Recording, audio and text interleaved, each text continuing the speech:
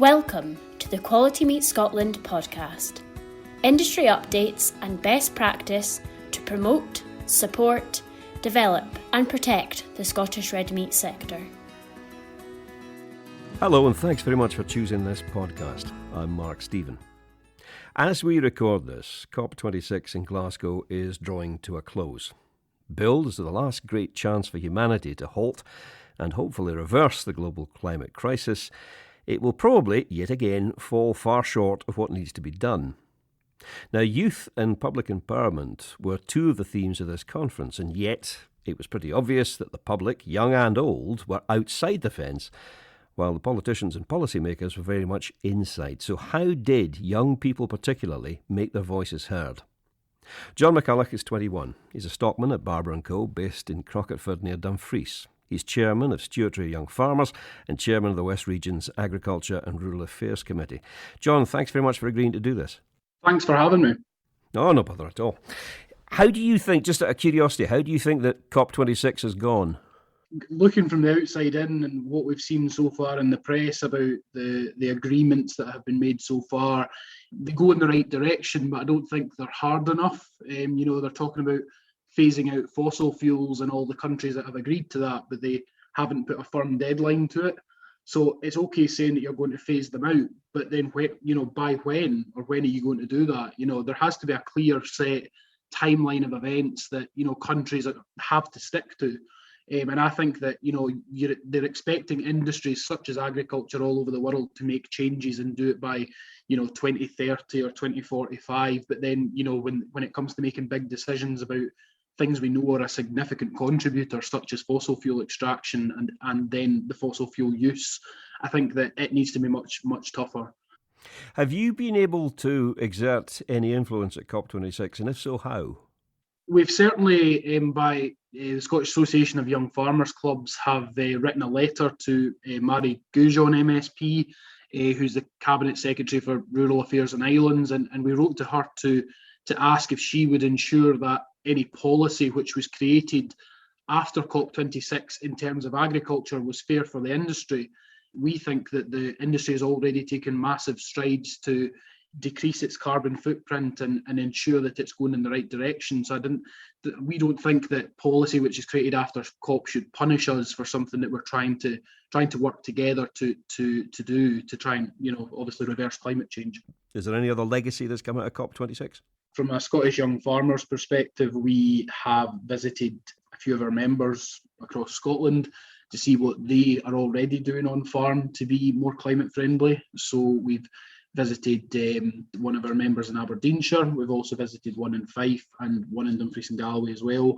And I think the video comes out today on our social media channels. And I think that it's just us trying to show that young farmers have already taken huge steps to be more climate friendly on farm and to ensure that we are moving with the times. Because I think that's something that is maybe an issue in this industry when people hear that there's new policy coming or there's change. I think there's a huge fear of change in this industry at times from certain people, and I think that it's not something to be scared of. If it's something that needs to be done, then we need to crack on and do it.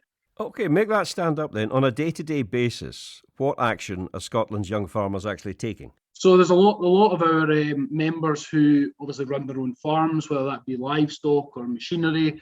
And, we've got a lot of members who are looking towards different, from the machinery angle and from the crop angle. We've got a lot of members who are looking to do things like minimum tillage and, try and regenerate soil health and ensure that they're locking up as much carbon as possible. And we've also, in the livestock side, got members who are, ensuring that they're looking to feed efficiency and ensuring they're using native breeds that they can put on hills, to utilise grass. And they're looking to the way they run their systems. I think every day everyone is thinking about ways that they can change their system to suit and to obviously work towards making the situation better. Taking a broader context though, what kind of thing would young farmers like to see changed? There's a huge wide-ranging list of things that we would like to see. Mainly, I think, as we've written in our letter to Mary Goujon, I think that we would love to see more funding into research, because we're always told to look at the facts and figures and work from them. And I think there's a huge amount of those facts and figures at the moment that aren't proven. They're not 100%. They're not they can't tell us that is definitively, that figure is definitively correct. And I think that if there's more money put into research and funding to ensure that we have the correct figures to use, and we can run our farms more efficiently because we have the correct information. And also a massive thing that we're concerned about is the media as well. So, if we have the correct facts and figures to work from, then that means also that the media and the government have the correct figures to work from too. And I think it would benefit everybody.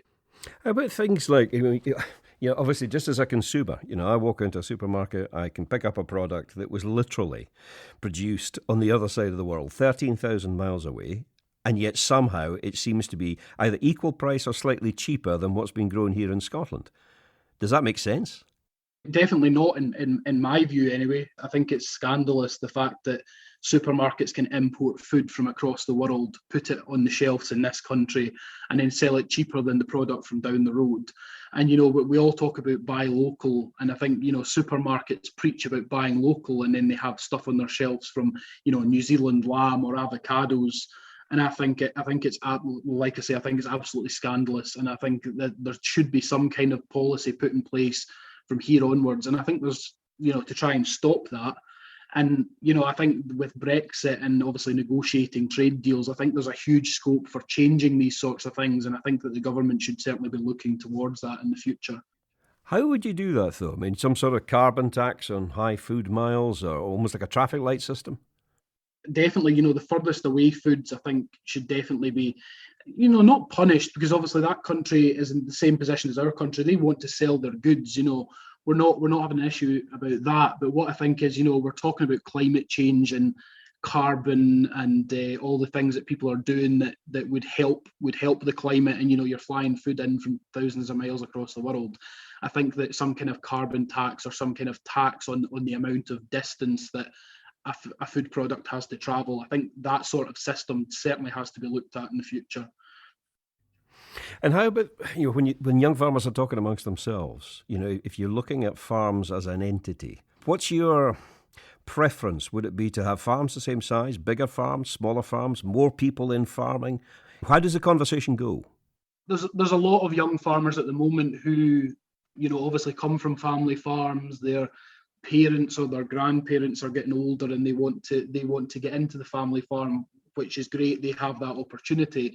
There's a lot of young farmers who also, want to get into farming but don't have that opportunity.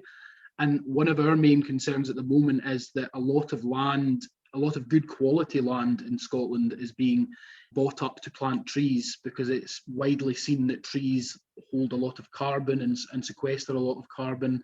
And a lot of that ground is then going for that purpose. And then young people who want to start in the industry can't get a start because they're kind of been locked out by the fact that a lot of land is being bought up for trees, and also because it's been bought at such a high price, the land prices have went up as well. So therefore, it's a bit out of their budget to buy a farm or even rent a farm, which I think it's a real shame. With a lot of enthusiastic young people in the industry that want to get a start and want to make a difference, and they just can't because they just don't have that opportunity. And I think that's something that has to be looked at in the future. Yeah, I just wondered if you could actually make the argument with a straight face saying, look, I can run this farm in a way that's beneficial to climate change and carbon sequestration, etc., and I can equal the performance of, say, a mature broadleaf woodland. Can you make that argument? I can, from the point that you can't feed people wood. You need land to produce food. And I think that trees don't feed people. They might sequester a lot of carbon, and they might look a lot better from that point of view. But I think when it comes down to the ever-growing population and the amount of people that are going to be in this world in the future, and they all need food to eat, I think that planting trees on lesser quality land or more marginal land would be a far better use than planting them on good quality land where we could produce quality food. We're still getting the message on a fairly frequent basis, and certainly throughout COP26, I've heard it more than once, that we need to eat less meat. Does that concern you? It concerns me hugely, yes. And from being at COP26 on Tuesday, I think there was that kind of theme running throughout the whole thing. We were at a seminar in the morning where we heard from various researchers, and there was just this constant back and forth between researchers who were researching obviously the carbon side, and they're saying we need to eat less meat because it's bad for the environment, and it creates more carbon and methane, and and also they were bringing in the argument about meat being carcinogenic as well, which when you hear all these things added together, it's almost as if it's a scaremongering campaign, and then you hear other people that are talking about the land, and obviously the argument for the reduced use of fertilizers, and then how we need livestock to put organic matter back into the soil. And then, in my mind, I just think you can't have it both ways. You can't reduce livestock numbers and then do away with artificial fertilizers and expect there to be enough organic matter to keep the soil healthy to grow food. I think that all of the things that are being talked about when it comes to climate change are important, but I think one of the main things is there needs to be a happy medium, a very finely struck balance where we have, livestock that can produce food, and obviously we can use the waste from that to put back onto the land. And I think, artificial fertilizers in the future, from what I've seen so far, are probably going to be phased out. And I think if that is the case, then livestock's going to be a pivotal part of food production.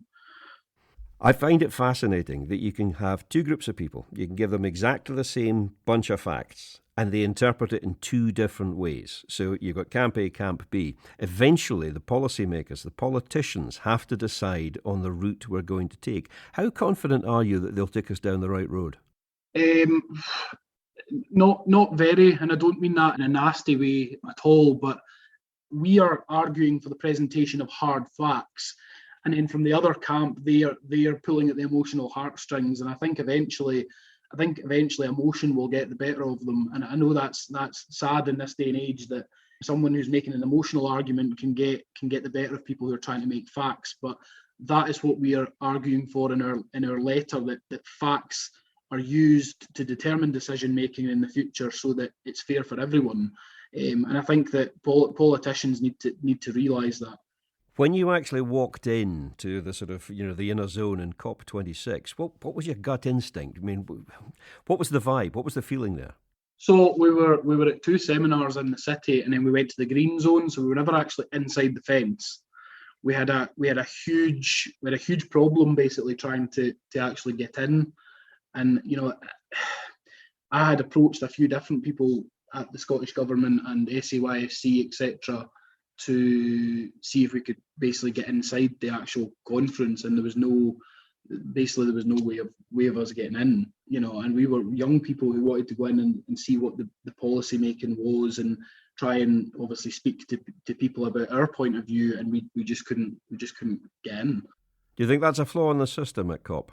I think it was a little bit, yes. We were young people who were enthusiastic, we were open-minded, we wanted to go into COP and, speak to people, and I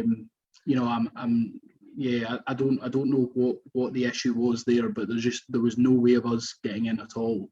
You're really at the start of your career. How positive are you about the future? I'm hugely positive. I'm not a pessimist at all. I think that agriculture's went through a huge amount of change in the last few years. We've had Brexit, COVID, had foot and mouth in 2001. I think that, it bounced back from foot and mouth fairly positively. Brexit came along. Don't get me wrong, it's been a struggle. People have worried a bit, and I know that there's been huge issues in the industry with supply and trying to sell their products. But I think that we are coming to terms with that now, and I think we're doing okay.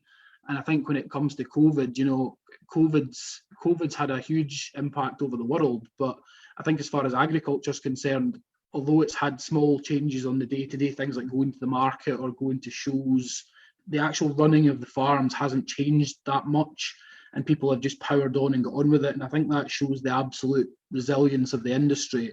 And I don't think that the climate change argument is going to be any different. I think that no matter what happens, what policy comes out of it, I think that we will make it work, and I think the industry will pull through like it always does. And I'm hugely positive for the future. Just out of curiosity, how big a role do you see new technology playing in Scottish farming in the future?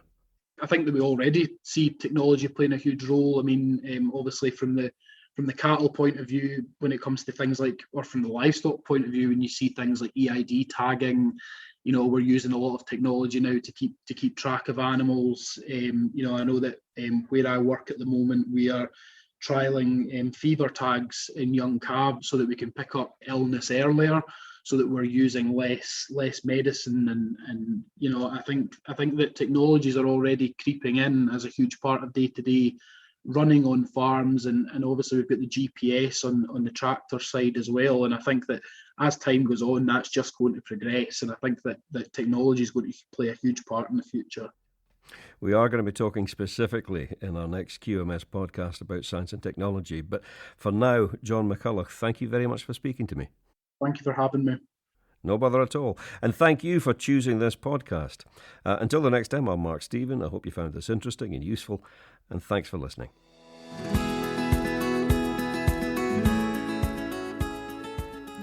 Thank you for listening to the Quality Meat Scotland podcast. For news and to listen back to previous episodes of the podcast, visit qmscotland.co.uk.